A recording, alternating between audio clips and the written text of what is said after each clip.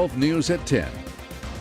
Welcome into 12 News at 10. I'm Rachel Hackbarth. Tonight, a new warning about the dangers of lithium batteries. The Consumer Product Safety Commission warning it's not just bad batteries that cause fires, but also the good ones if you use the wrong chargers. As 12 News reporter Brandon Stitt finds, even the smallest batteries can cause some serious damage.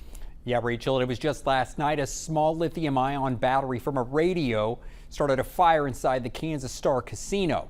The fire was contained to one office, but in fires nationwide, others aren't as lucky.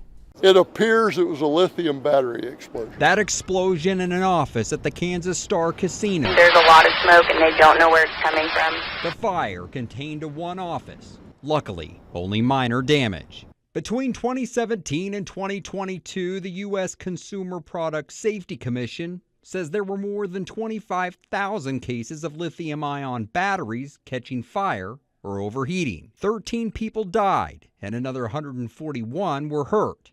And those batteries are in everything. So lithium-ion batteries right now come in all of our everyday items. They power your phones, toys, cars, and even city buses.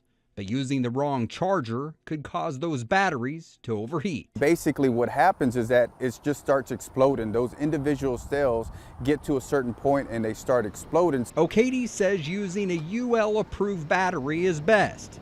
But even safe batteries can still explode if proper chargers aren't used. We all have accessibility to knockoff types of cords or blocks. The CPSC recently warned of the use of two advertised universal chargers. The agency says these models of the SafePow and AmPow Sure chargers have been inaccurately marketed and pose fire and burn hazards.